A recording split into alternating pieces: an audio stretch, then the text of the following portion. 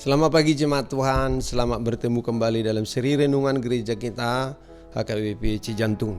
Firman Tuhan untuk kita hari ini diambil dari kitab 2 Korintus 8 ayat 7 yang akan kita baca sebentar lagi. Marilah kita mempersiapkan hati mendengarkan firman Tuhan.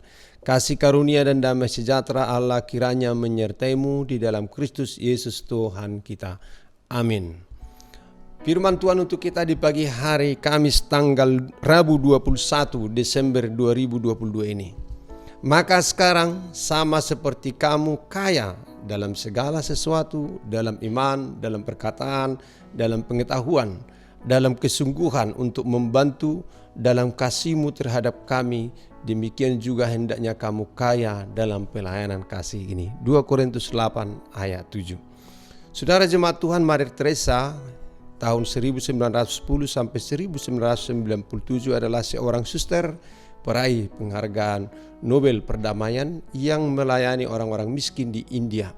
Pernah berkata, segala sesuatu yang tidak dibagikan akan hilang. Kepandaian, bakat, kekayaan, tenaga yang kita miliki akan menjadi sia-sia bila tidak dibagikan kepada sesama. Walaupun dalam keadaan yang sangat sederhana, namun ia telah melayani lebih dari 47 tahun dan mendedikasikan hidup untuk orang miskin, orang sakit, yatim piatu, dan orang-orang yang sekarat. Bunda Teresa terkenal di dunia internasional untuk pelayanan kemanusiaan dan advokasi bagi orang-orang miskin dan tidak berdaya. Melihat fakta-fakta ini tidak aneh jika kemudian Bunda Teresa dikenal sebagai seorang yang kaya akan pelayanan kasih. Orang disebut kaya bukan karena ia memiliki harta yang banyak, tetapi karena ia merasakan kebahagiaan atas apa yang dimilikinya dan atas apa yang diberikan kepada sesama, baik itu pikiran, tenaga, bakat, nasihat, dan harta. Yesus berkata, adalah lebih berbahagia memberi daripada menerima. Kisah 20 ayat 35. Saudara jemaat Tuhan, pola itulah yang dilakukan oleh jemaat di Makedonia dalam memberi dan membantu jemaat-jemaat yang berada dalam keadaan menderita. Kemudian hati jemaat Makedonia adalah hasil dari kasih karunia dan kemurahan Allah. Bagi jemaat Makedonia ada hubungan yang sangat erat antara menerima dan memberi, sehingga pernyataan Paulus dapat dipahami bahwa segala berkat yang diterima oleh jemaat-jemaat Makedonia adalah karena kemurahan Allah. Sebab itu tidak ada pamrih atau syarat apapun untuk dalam pemberian orang-orang Makedonia. Paulus juga tidak perlu mendorong jemaat Makedonia untuk memberi sumbangan karena mereka justru memberi menurut kemampuan mereka berdasarkan kebaikan hati. Bahkan mereka memberikan lebih daripada yang Paulus telah harapkan. Pelayanan yang dilakukan oleh jemaat Makedonia dasarnya adalah kasih. Marilah kita memberi kepada sesama yang membutuhkan dengan sukacita dan sukarela, bukan hanya sebagai kewajiban, melainkan menjadi suatu kebiasaan yang didasari oleh kasih Kristus yang telah rela memberi dirinya mati di kayu salib bagi kita, sehingga kita mendapatkan hidup kekal. Memberi atau berbagi kepada sesama tidak tergantung pada seberapa banyak seseorang memiliki sesuatu, namun pada kemurahan hati.